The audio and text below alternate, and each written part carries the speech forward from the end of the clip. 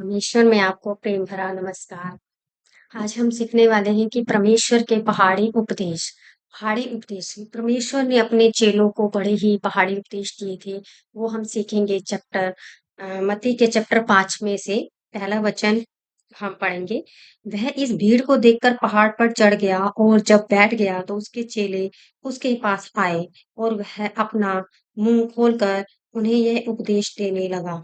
तो जब परमेश्वर जो है प्रभु यीशु पहाड़ी पर जा रहे थे, तो उसके पीछे-पीछे उनके चेले भी जा रहे थे। तो उन्होंने वहाँ पे देखा कि बड़ी ही भीड़ मेरे पीछे आ रही है, तो उन्होंने उस भीड़ को अपने पास आने दिया और पहाड़ की पास वहाँ पे अपने कुछ उपदेश दिए उनको वो सिखाने के लिए। क्या कहा, ये बड़े ही वचन बहुत ही धन्य वचन इन्हें कहा जाता है, बहुत ब्लेस्ड वचन इन्हें कहा जाता है। तो धन्य है वह जो मन के दीन हैं, क्योंकि वे स्वर्ग का राज्य उन्हीं का है।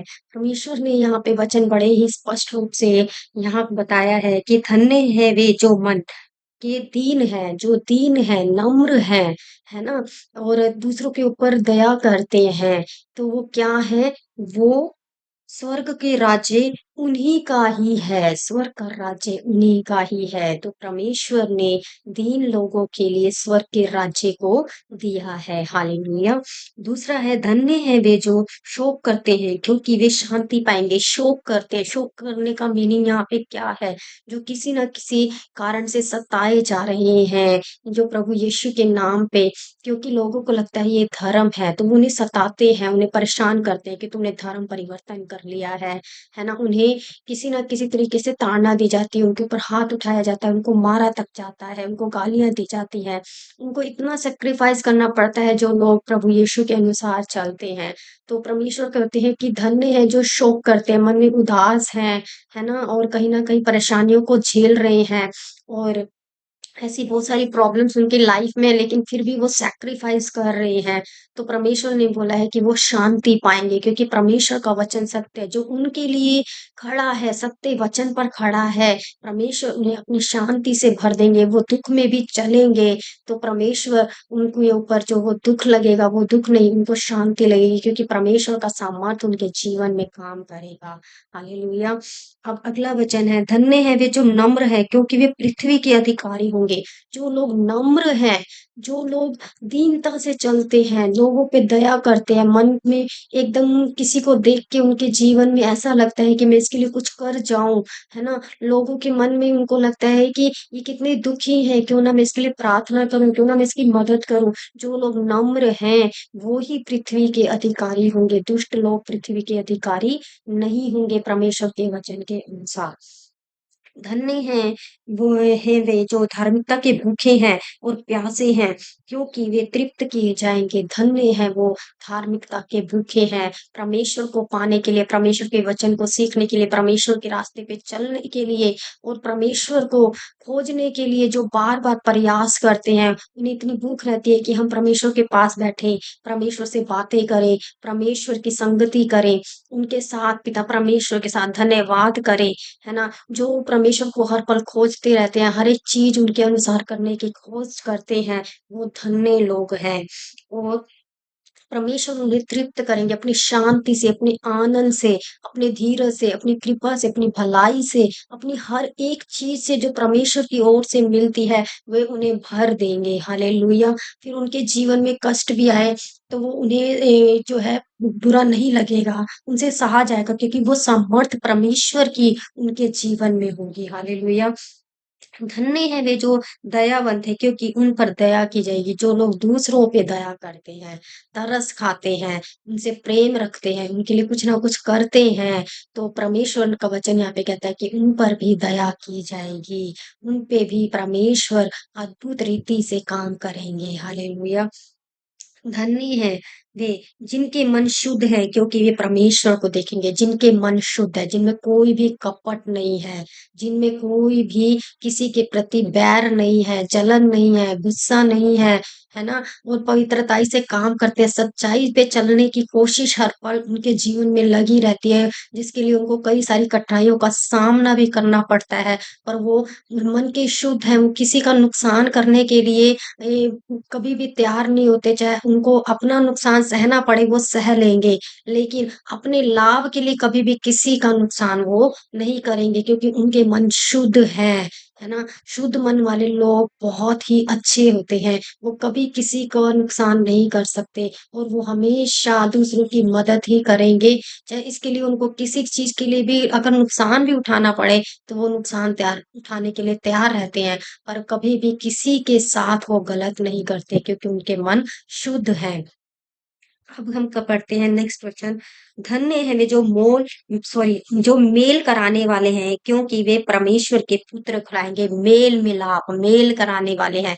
ये नहीं कि दो लोग लड़ रहे हैं, एक उसकी चुगली कर रहा है दूसरे उसकी, और उस ग्रुप में बैठ के उसके खिलाफ और ही हम भड़का रहे हैं एक दूसरे को कि हाँ वो तो है ही ऐसा, उसको तो अकल ही नहीं है, उसमें ऐसे। तो क्या है, यहाँ मेल मिलाप नहीं हो रहा है, वहां लड़ाई झगड़ा हो रहा है। लेकिन परमेश्वर का वचन कहता है जो दूसरों का मेल मिलाप करवाता है, आपस में लड़ाइयों को खत्म करवाता है, एक दूसरे के साथ प्रेम भाव से उनको एक साथ मिलाता है, तो वो ही परमेश्वर के राज्य को देखेंगे, है ना? लड़ाई नहीं कि उसने ऐसे कर दिया, उसने ऐसे कर दिया, और ऊपर से किसी और के लिए हम भड़काना भी शुरू कर देते हैं। हम देखते हैं कि ग्रुप में ऐसे ही कम्युनिकेशन शुरू हो जाता है। तो परमेश्वर का वचन कहता है धन्य है वे जो मेल कराने वाले हैं, जो मेल मिलाप करवाते हैं, प्रेम पैदा करते हैं अपने रिश्तों के प्रति, अपने दोस्तों के प्रति, ना कि तोड़ते हैं, रिश्तों को तोड़ते हैं, और दोस्ती को तोड़ते हैं। अपने ऑफिसेज में एक दूसरे के खिलाफ जो है षड्यंत्र रचते हैं। परमेश्वर उनको पसंद नहीं करते हैं। परमेश्वर उन्हें ही पसंद करते हैं जो मेल करवाते हैं, जो आपस में प्रेम करवाते हैं, धीरज के साथ एक दूसरे से मिल के काम को करते हैं। यही परमेश्वर का धन्य वचन है। और वही परमेश्वर के पुत्र कहलाएँगे। नहीं तो अगर हम परमेश्वर के अनुसार नहीं चल रहे, हम मेल-मिलाप नहीं करवा रहे, लड़ाई-झगड़ा करवा रहे हैं, एक-दूसरे के प्रति विरोध पैदा करवा रहे हैं, तो हम परमेश्वर के पुत्र और पुत्रियाँ नहीं हैं, हम परमेश्वर के बच्चे नहीं हैं। हम किसके बच्चे? हम शैतान के बच्चे हैं, जिनका कारण हमारे जीवन में ये सब गलतियाँ होती हैं। और लेकिन परमेश्वर के बच्चे हमेशा शांति पैदा करते हैं, मेल-मिलाप लेकर आते हैं, एक-दूसरे की बुराई नहीं करते, एक-दूसरे की चुगली नहीं करते, एक दूसरे के खिलाफ बोलते नहीं, किसी के पीठ पीछे किसी की बुराई नहीं करते, किसी के रिश्तों को तोड़ते नहीं है, वो मेल करवाते हैं ताकि रिश्ते बन जाएं, ताकि उनमें प्रेम हो, घर बने, ना कि घर टूटे। लेकिन जो लोग ऐसे कर रहे हैं वो परमेश्वर के बच्चे नहीं है। हम जितनी मर्जी प्रार्थना करें, जितनी मर्जी हम मंदिर में जाएं, कहीं पर भी जाएं, हम ऐसे लोग, वो लोग कभी भी परमेश्वर के बच्चे नहीं कहला सकते, केवल दिखावे के लिए हैं। हालेलुया! धन्य है वे जो धार्मिकता के कारण सताए जाते हैं क्योंकि स्वर्ग का राज्य उन्हीं का ही है। जो धार्मिकता के कारण सताए जाते हैं, जो परमेश्वर के पीछे सत्य के अनुसार चल रहे हैं, ये सारे काम कर रहे हैं, मेल-मिलाप करवा रहे हैं, प्रेम कर रहे हैं, शांति से जी रहे हैं, सैक्रिफाइस कर रहे हैं, किसी को जवाब नहीं दे रहे हैं, लोग उनका दिल दुखाए जा रहे हैं। लेकिन परमेश्वर बोलता है कि यहाँ पे उन्हीं के ही राज्य है, स्वर्ग का राज्य उन्हीं लोगों के लिए है, बाकी किसी के लिए नहीं है। जो सताए जाते हैं, जो परमेश्वर के नाम पे उनको लोग कितने-कितनी ताड़नाएँ देते हैं, है ना? और उनके ऊपर उनको अकेला छोड़ दिया जाता है, यहाँ तक कि अपने परिवार वाले, अपने दोस्त भी उनको छोड़ देते हैं, क्योंकि उनको लगता है कि इनकी डायरेक्शन कहीं और चली गई, ये हमारे अनुसार नहीं चल रहे हैं, ये तो किसी और के अनुसार चल रहे हैं, जबकि वो परमेश्वर के अनुसार चलने का डिसीज़न लेते हैं। कोई बात नहीं, अगर आपने डिसीज़न लिया है परमेश्वर के अनुसार चलने का, तो स्वर्ग का राज्य आपके लिए है। प्रभु की महिमा हो इन वचनों के द्वारा, क्योंकि ये धन्य वचन परमेश्वर ने उन लोगों के लिए रखे हैं जो परमेश्वर के पीछे चलने का डिसीज़न लेते हैं और परमेश्वर के अनुसार चलते हैं, मेल-मिलाप करवाते हैं, धीरज रखते हैं और सहते हैं, सैक्रिफाइस करते हैं। ये सब, और परमेश्वर के लिए भूखे-प्यासे हैं धार्मिकता के लिए और परमेश्वर के अनुसार चलना चाहते हैं। और जो मन के दीन हैं, नम्र हैं, ये सब वचन जो है परमेश्वर ने उन लोगों के लिए रखे हैं, जो परमेश्वर के अनुसार चलने के लिए तैयार हैं। तो इन वचनों के अनुसार पिता परमेश्वर कहते हैं, क्योंकि तुम्हारे लिए स्वर्ग में बड़ा फल है, इसीलिए कि उन्होंने उन भविष्यद्वक्ताओं को जो तुमसे पहले थे, इसी रीति से सताया था। तो जब परमेश्वर से पहले जो लोग आए थे, वो भी परमेश्वर के अनुसार चलते थे, मनुष्य के रूप में आने से पहले। तो उनको भी वो लोग सताते बचाते थे क्योंकि वो किसी अडंबरों में, रिचुअल्स को और ये सब फालतू की चीज़ों में नहीं पड़ते थे। वो वही सच्चाई को फ़ॉलो करते थे जो परमेश्वर बताते थे। क्योंकि वो गरीबों को देना, है ना? उन पे दीनता करना, केवल ये नहीं कि हम मंदिर में चढ़ावा कर रहे हैं, हम इधर चढ़ावा कर रहे हैं, हम उधर चढ़ावा कर रहे हैं। परमेश्वर को कुछ भी हमसे नहीं चाहिए। परमेश्वर कहता है तुम अपने मन को बदलो।